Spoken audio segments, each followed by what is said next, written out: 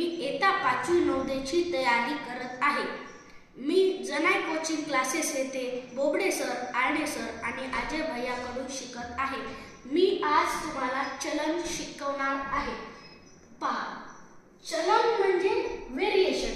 चलनाच English मध्ये variation म्हणतात। चलनचे दोन प्रकार असतात, म्हणजे चलनला दोन प्रकार असतात। कोणकोणते पहा, समचलन इंग्लिश मध्ये डायरेक्ट प्रोपोर्शन, डायरेक्ट व्हेरिएशन। समचलन म्हणजे डायरेक्ट व्हेरिएशन इंग्लिश मध्ये, आणि व्यस्त चलन इंग्लिश मध्ये व्यस्त चलनला म्हणतात इनव्हर्स व्हेरिएशन। आज मी तुम्हाला व्यस्त चलन शिकवणार आहे। व्यस्त चलन, एक संख्या वाढली तर दुसरी संख्या कमी होते आणि एक संख्या कमी झाली तर दुसरी संख्या वाढते। व्यस्त चलन मध्ये काय असते, एक संख्या जर वाढली तर दुसरी कमी होते आणि एक संख्या कमी झाली तर दुसरी संख्या वाढते। ह्यालाच व्यस्त चलन म्हणतात। आता आपण व्यस्त चलनाचे उदाहरण पाहू। पहिलं उदाहरण, एका पुस्तकाला 20 पाने आहेत। एक पुस्तक आहे, त्याला 20 पाने आहेत। पाने म्हणजे पेज। रोज वाचलेली पाने, लागलेली दिवस। आपण जर दररोज 4 पाने जर वाचली तर आपले पुस्तक संपवण्यासाठी आपल्याला 5 दिवस लागतील। आपण जर रोज 2 पाने जर वाचली तर आपल्याला पूर्ण पुस्तक संपवण्यासाठी 10 दिवस लागतील। जर आपण दररोज 20 पाने जर वाचली तर आपल्याला पुस्तक संपवण्यासाठी 1 दिवस लागतो। हे व्यस्त चलनाचे उदाहरण आहे। कसं बघा, एक संख्या कमी झाली तर दुसरी संख्या वाढते। म्हणजे आपण पाहिले, रोज वाचलेली पाने जर कमी झाली तर लागलेली दिवस जास्त झाली। जर आपण रोज वाचलेली पाने जास्त झाली तर लागलेले दिवस कमी होईल। तर हे व्यस्त चलनाचे उदाहरण आहे। व्यस्त चलनाच्या उदाहरणामध्ये उभा गुणाकार सारखा असतो। बघा, 4 पंचे 20, 2 धाई 20, 20 एक 20 झाला की उभा गुणाकार सारखा, म्हणजे व्यस्त चलनामध्ये उभा गुणाकार सारखा असतो। दुसरं उदाहरण, घर बांधायचे मजूर आणि दिवस।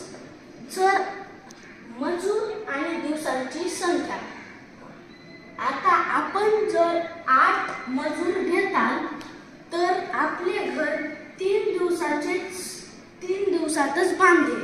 आपण जर 12 मजूर घेतले तर आपले घर 2 दिवसात बांधेल, आणि जर आपण 24 मजूर घेतले तर आपले घर 1 दिवसातच झाले।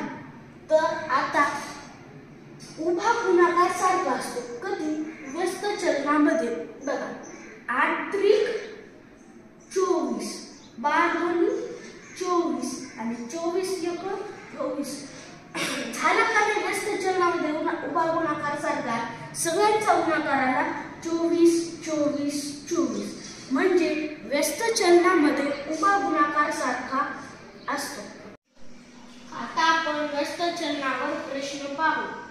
एका ठेकेदाराला एक काम 20 दिवसात पूर्ण करायचे आहे। एक ठेकेदार आहे, त्याला त्याचे काम 20 दिवसात पूर्ण करायचे आहे। तर दिवस किती, 20 दिवस 20। त्याने त्या कामावर 30 माणसे नेमली। तर त्या ठेकेदाराने काय केले, त्या कामावर ते काम करण्यासाठी 30 माणसे म्हणजे कामगार नेमले। कामगार 30। जर ते काम 15 दिवसात पूर्ण करायचे असेल, जर तेच काम 15 दिवसात करायचे असेल तर दिवस किती, 15। तर त्या कामावर नेमाव्या लागणाऱ्या ज्यादा माणसांची संख्या असेल, तर ह्या काम म्हणजे 15 दिवसाच्या कामाच्या 15 दिवसाचे काम आहे, त्याचे कामगार आपल्याला सांगितले नाही, म्हणून आपण इथे घेऊ x। तर हे कोणतं चलन आहे हे पाहण्यासाठी बघा, एक संख्या कमी झाली तर दुसरी संख्या वाढायला पाहिजे, म्हणजे हे व्यस्त चलनाचे उदाहरण आहे. तर आता व्यस्त चलनामध्ये उभा गुणाकार सारखा असतो. ह्यांचा गुणाकार 20 गुणिले 30. उभा गुणाकार सारखा असतो. सारखा म्हणजे बरोबर 15 गुणिले x.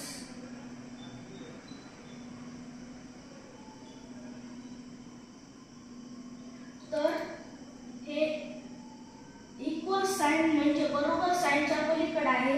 हे गुणाकारामध्ये आहे. इकडे आणले तर भागिलेवर जाते.